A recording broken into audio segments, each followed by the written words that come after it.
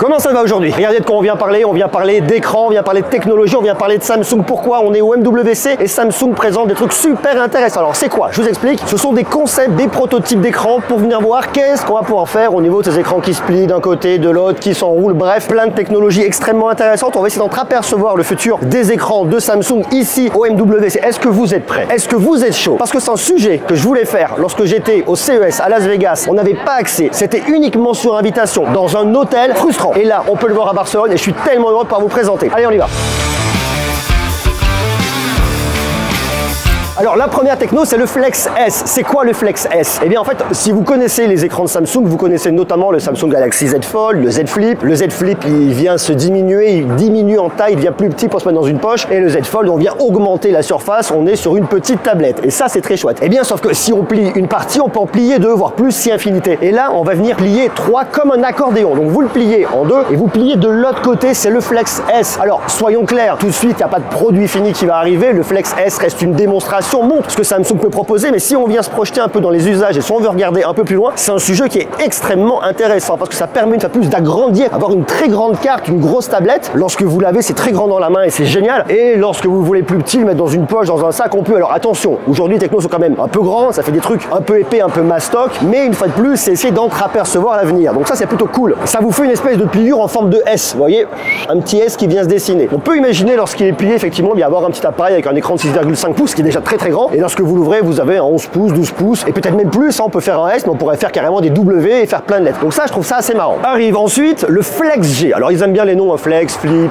Fold. Vous savez, ils aiment bien les F chez Samsung. Alors le Flex G, c'est exactement le même système de pliure, sauf qu'au lieu de l'avoir en forme de S, eh bien ça vous le fait en espèce de forme U. Ça aurait pu être le Flex U ou le Flex V. Non, ils ont fait le Flex G. Très bizarre. Pourquoi pas? En fait, le truc c'est quoi? C'est que vous avez un très grand écran que vous venez plier d'un côté comme ça et de l'autre côté comme ça. Ça vous permet d'avoir une espèce de smartphone, tablette qu'on pourra venir replier pour gagner en termes d'utilité, en termes de rangement. Alors on peut imaginer pourquoi pas un écran au dos lorsqu'il est fermé, un peu comme le Flex S. J'en sais rien. En tout cas, les écrans, on peut en coller de tous les côtés. Mais c'est juste pour montrer le système de pliure qu'on va pouvoir venir faire d'un côté et de l'autre. C'est une fois de plus se dire que si on peut le faire, pourquoi pas le faire? Alors puisqu'on plie des smartphones, on peut également plier des ordinateurs. Alors ça, je l'ai déjà montré chez Asus sur le ZenBook Fold, me semble-t-il, c'est le nom. Donc on arrive sur le Flex Note. Le Flex Note, c'est quoi? Eh bien, c'est un ordinateur ou une énorme tablette comme vous voulez que vous venez plier pour l'emmener partout avec vous. Imaginez effectivement, comme je vous ai montré chez Asus, vous l'ouvrez, vous avez un grand écran, on peut venir mettre un petit clavier sans fil devant comme a fait Asus, vous le repliez, c'est plus facile à emmener avec vous très facilement. C'est une fois de plus comment utiliser la technologie de l'OLED qui vient se plier ici et le mettre sur un écran d'ordinateur. Ni plus ni moins, ce sont des choses qui existent déjà, on a déjà vu des produits finis dans le commerce à quasiment 4000 €, mais ça peut être un intérêt pour l'avenir. Peut-être que ça pourrait vous intéresser, vous, d'avoir un ordinateur qui vient se plier pour gagner en rangement. C'est tout l'intérêt ici, c'est la modularité, c'est l'usage mixte que je trouve assez intéressant ici. On arrive ensuite sur le Slidable Solo. Alors, on connaît les écrans qui se plient d'un côté et de l'autre, en G, en U, en S, on le sait, il n'y a aucun problème. Mais puisqu'on peut venir les plier, on peut également venir les enrouler. Alors, on l'a déjà vu, ça notamment chez Oppo, il y a peut-être 2 ans, je vous l'avais montré. Samsung ici propose également cette technologie, même s'ils ne l'ont pas tout de suite, eux, mis directement dans des smartphones et dans des objets. Peut-être d'ailleurs que l'enroulable que propose Oppo, c'est un écran Samsung. Allez savoir, je sais pas, mais peut-être. Donc, ça veut dire que vous allez pouvoir l'enrouler. Donc ici, le produit qu'on nous montre, c'est que vous avez une grande tablette et on voit qu'on a des petites parties séparées et on voit qu'on peut venir l'étirer d'un côté et de l'autre. Donc vous prenez votre tablette, vous venez l'étirer, vous venez l'agrandir pour en faire un plus grand parchemin. C'est vraiment l'idée du parchemin ici et de l'enroulade. À l'intérieur, il va donc venir se replier sur lui-même, rentrer à l'intérieur et lorsque vous l'ouvrez, vous avez une plus grande tablette. Et le truc qui est intéressant, c'est que le contenu dynamiquement va venir également s'adapter. Il n'y a aucun intérêt à avoir des pixels allumés lorsque votre tablette, smartphone est enroulé. Ça viendrait consommer de l'énergie, ça n'aurait strictement aucun sens. Donc lorsqu'il est fermé, eh bien mécaniquement il le sait, il va donc éteindre toute la partie intérieure et lorsque vous l'ouvrez, eh bien il vient de s'allumer. On est une fois de plus dans l'idée de la modularité ici, avec ici de l'enroulable. Alors Samsung Display, c'est effectivement des écrans qui se plient d'un côté de l'autre, parce que je ne sais pas si vous le savez, mais quand on parle de Samsung, on parle souvent de Samsung Electronics, qui est la partie qui s'occupe du consumer, du grand public, qui vient vendre des produits que vous achetez, qu'on achète, qu'on a tous. Notamment, regardez, j'ai dans ma poche ici le Samsung Galaxy S23 Ultra et toute la famille de smartphones, de produits de télé et compagnie. Mais en fait, un grand groupe qu'on connaît qui est en Corée, vous avez Samsung tout en haut et vous avez différentes divisions. Samsung Electronics est c'est une division. Et on a également une autre division qui est Samsung Display. Et en fait, Samsung Electronics se fournit auprès de Samsung Display pour avoir ses dalles pour les télés, pour les smartphones et compagnie. Donc ils cherchent toujours à travailler, à proposer de nouvelles technologies, à aller plus loin. Au niveau, on voit sur les smartphones aujourd'hui, on est sur la Dynamic AMOLED 2X. Ça va continuer à évoluer dans les temps à venir. Il y a une techno qui évolue et qui est intéressante et qu'on a vu chez Samsung sur le Galaxy Z Fold, Z Fold 4 et Z Fold 3 également. Et bien c'est la caméra qui est sous l'écran, qui est cachée à l'intérieur de votre smartphone. Alors souvenez-vous, je ne sais pas si vous aviez vu, lorsque vous ouvrez votre smartphone, votre Galaxy Z Fold 4 ou Z Fold 3, si vous l'avez, mais pas les générations d'avant, et bien vous ne voyez pas ici votre caméra lorsque vous êtes en train de regarder un film, une série. Non, vous voyez uniquement votre contenu. Alors si vous regardez de près, on voit qu'il y a une petite différence parce que la densité de pixels aujourd'hui n'est pas énorme.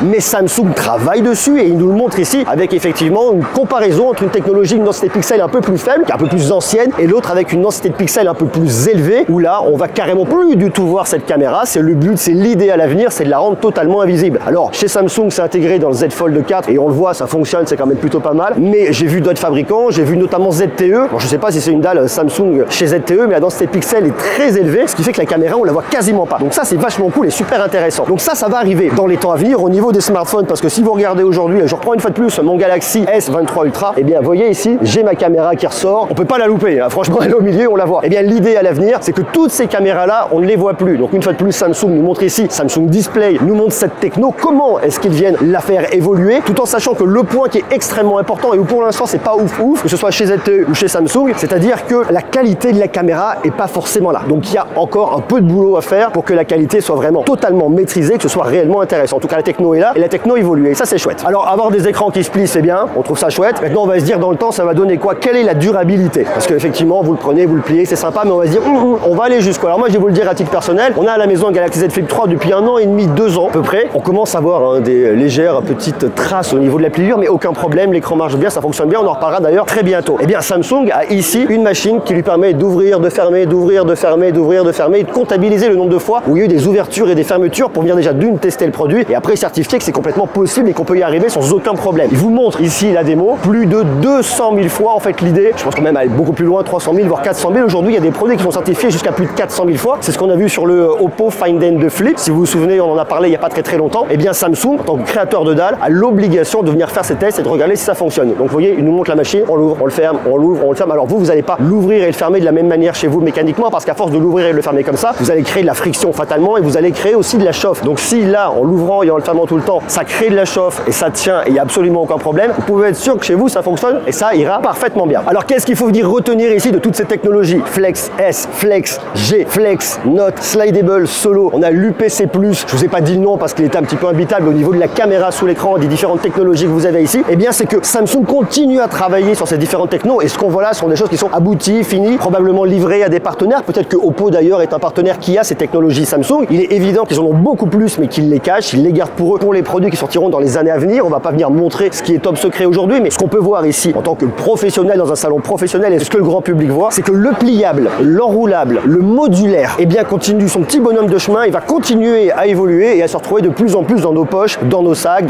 à main, dans nos bandoulières, dans vos sacs bananes, bref, vous faites ce que vous voulez au niveau de la tenue vestimentaire. La question aujourd'hui, c'est de réduire l'épaisseur, de réduire l'encombrement pour que ce soit pas plus contraignant qu'un grand smartphone qu'on va venir mettre dans notre poche. Aujourd'hui, c'est pas encore le cas, on voit qu'on a des produits qui sont quand même relativement un peu épais, hein. Si vous regardez le Galaxy Z Fold, le Galaxy Z Flip, c'est différent parce que comme on vient diviser un petit peu, on vient réduire la taille, ça fonctionne, il n'y a pas de souci. Et vous voyez, la technologie est en marche, je trouve ça une fois de plus extrêmement intéressant, donc on continuera à regarder ça ensemble, on continuera à parler de ces écrans qui se plient. Pour moi, 2023, c'est l'année de la démocratisation des écrans qui se plient, il y en a de plus en plus. On voit des acteurs majeurs comme Oppo qui arrivent, il y en a de plus en plus qui vont arriver. Il y a déjà Motorola avec son Razr, ils vont continuer à emmener d'autres produits. Ils ont montré ici une technologie d'enroulable qui est aussi super intéressante, même si c'est qu'un concept phone et qu'on va pas forcément aller bien loin là-dessus, mais en tout cas, la modularité est en marche parce que ce qu'on connaît aujourd'hui des smartphones un peu classiques, eh bien on est arrivé sur un form factor qui est extrêmement mature. Donc pour réinventer l'histoire, pour apporter un peu d'innovation et un peu de progrès, on est obligé de passer par la modularité et à terme, on fera disparaître le produit. Et on le voit ici au MWC, de nombreuses marques proposent des lunettes, notamment Xiaomi qui a présenté des lunettes de réalité augmentée. Oppo est à sa deuxième version, il y a également TCL qui travaille dessus. Pourquoi? C'est pour réinventer l'interface homme-machine, pour une fois de plus aller à la modularité, pour une fois de plus se libérer les mains et pouvoir avoir du contenu, pour pouvoir piloter des choses, pour avoir accès à des informations, les mains libres et ne pas s'embêter. Donc vous voyez, la technologie nous permet tout ça, nous permet de nous libérer de ces contraintes et je trouve ça juste extraordinaire. D'ailleurs vous, dites-moi ce que vous en pensez. Qu'est-ce que vous pensez de cette technologie qu'on trouve ici chez Samsung? Est-ce que c'est des choses qui vous intéressent? Est-ce que c'est des choses sur lesquelles vous pourriez aller? Est-ce que vous avez déjà adopté un smartphone pliant, un smartphone pliable? Si oui, produit lequel vous plaît et quelle technologie pourrait venir vous séduire ici. Est-ce que c'est le truc qui nous fait une espèce de vague? Est-ce qu'on est sur le G? Est-ce qu'on est plutôt sur le slidable, sur l'enroulable? Marquez-moi ça en bas dans les commentaires et nous on se retrouve très bientôt, bien évidemment, pour continuer à parler de ces technologies et de bien plus encore. Voilà, je vous embrasse, prenez soin de vous et à bientôt. Bisous, ciao.